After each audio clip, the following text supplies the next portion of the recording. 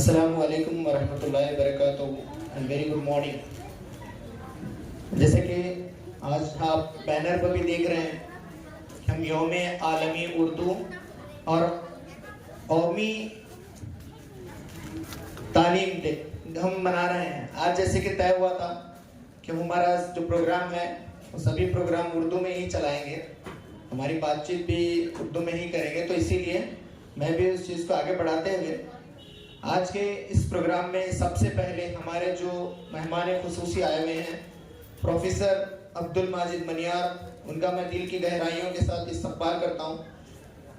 हालांकि उनके यूनिवर्सिटी में इस वक्त उनकी दीगर मसरूफियात बहुत ज़्यादा चल रही हैं, फिर भी उसके बावजूद ख़ास करके हमारे इस प्रोग्राम के लिए वो university central university of Karnataka Kadaganchi में जो मौजूद है गुलबर्गा के नज़दीक, वहाँ से वो तशरीफ़ लाए हैं। मैं आप सभी से गुजारिश करता हूँ कि उनके लिए एक राउंड ऑफ अप्लॉज हो जाए।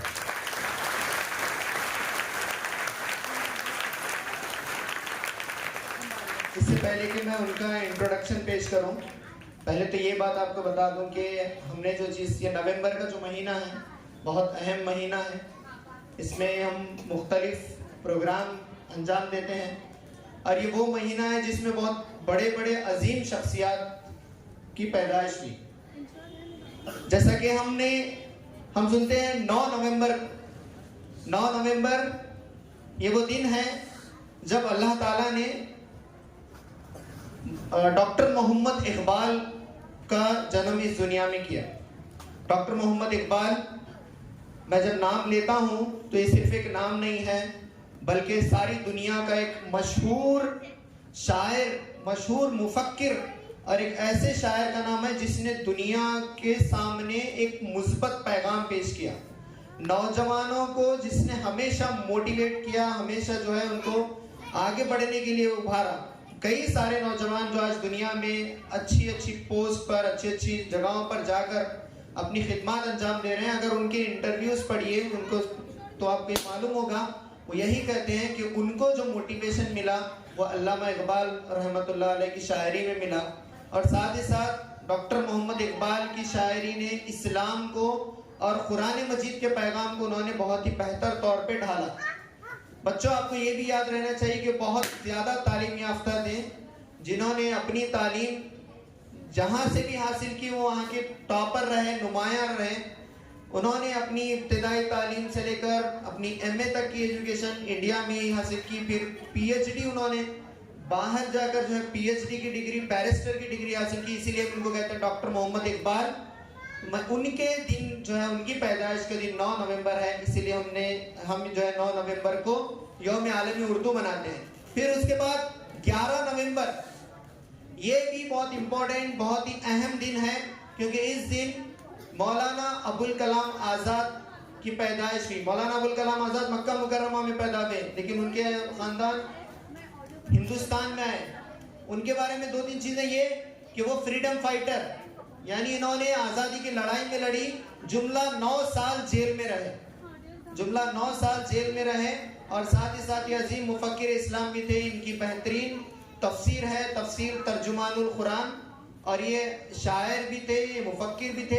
First education minister of India वो भी थे मौलाना अबुल कलाम आज़ाद। फिर उसी तरह से हम देखते हैं कि 14 नवंबर को और एक अहम शख्सियत पंडित जवाहरलाल नेहरू की बर्थडे। ये नवंबर जो महीना है इसमें बहुत सारे जो है अजीम लोगों की पैदाइश के दिन हमको देखने मिलते हैं। उनके दिन को हम अलग अलग नामों से याद करते हैं। अल्लामा इकबाल की पैदाइश के दिन को तय किया गया कि यौम आलमी उर्दू मनाया जाएगा, और मौलाना अबुल कलाम आज़ाद, जिन्हें इमामुल हिंद भी कहा जाता है, उनकी पैदाइश के दिन को नेशनल एजुकेशन डे के तौर पे मनाया जाता है। तो हमने ये सोचा कि ये अजीम शख्सियात की ज़िंदगी जब तक आप लोगों के सामने नहीं आएगी, इनका पैगाम, इन्होंने क्या काम किया, ये आना बहुत ज़्यादा ज़रूरी है। जब ये आपके सामने आएगी तो आप भी आगे बढ़ेंगे, इसलिए प्रोग्राम को ऑर्गेनाइज किया गया है। बहुत सारे परफॉर्मेंसेस भी यहाँ पर होंगे, कुछ ड्रामा भी होगा, तालीम की यानी एजुकेशन की अहमियत क्या है उसको बताने के लिए बैतबाजी होगी, शेर व शायरी होगी। इस प्रोग्राम में हमारे तय किया गया है। अब आइए, आज के हमारे जो 2 मेहमान हैं, एक मेहमान अभी हमारे दरमियान मौजूद हैं, एक तो उनका प्रोफेशनल इंट्रोडक्शन है और एक पर्सनल उनका इंट्रोडक्शन ये है कि वो बसु कल्याण से ही बिलोंग करते हैं, बसु कल्याण के लिए ही हैं। ये हमारे लिए भी बहुत फख्र की बात है कि वो इसी ज़मीन के सपूत हैं। और साथ में ये भी आपको बता दूं कि हम बचपन में, हम जब छोटे थे, बहुत ज़्यादा हमको आगे बढ़ाने का काम, मोटिवेशन का काम, तालीम में आगे बढ़कर कुछ करने का जज्बा दिलाने का काम प्रोफेसर अब्दुल माजिद मनियार ने किया है। साथ ही साथ सेंट्रल यूनिवर्सिटी ऑफ कर्नाटका और दूसरे जो यूनिवर्सिटीज़ में आज जितने सारे बच्चे जा रहे हैं, उसकी जो बीज डालने का काम प्रोफेसर अब्दुल माजिद मनियार ने किया। ये पहले स्टूडेंट्स में से थे जो सेंट्रल यूनिवर्सिटी गए, उसके बाद यहाँ से बच्चों को उन्होंने लेकर जाना शुरू किया। आज हमारा बसु कल्याण मशहूर है सेंट्रल यूनिवर्सिटी ऑफ कर्नाटका में, मौलाना आजाद नेशनल उर्दू यूनिवर्सिटी में, सब जगह हमारे बसु कल्याण के बच्चे पढ़ रहे हैं। तो उसका एक हिस्सा जो है, बहुत बड़ा जो उसका कंट्रीब्यूशन का जाता है, वो प्रोफेसर अब्दुल माजिद मनियार के लिए। इस कंट्रीब्यूशन के लिए मैं आप सबसे गुजारिश करूंगा कि आप एक राउंड ऑफ अप्लॉज के साथ उनका अप्रिशिएट करें। ये तो एक पर्सनल इंट्रोडक्शन हो गया। आपका मैं एकेडमिक इंट्रोडक्शन करा देता हूँ।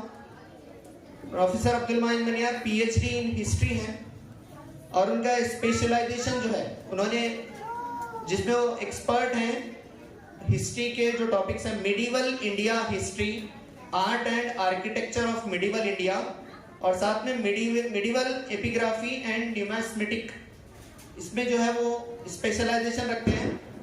आपने टोटली जो सोशल साइंस के जो जर्नल्स होते हैं उसमें अब तक 22 पेपर्स पब्लिश किए हैं, और साथ में जो बड़े बड़े कॉन्फ्रेंसेस होते हैं एजुकेशन के, उसमें 30 पेपर उन्होंने प्रेजेंट किए हैं।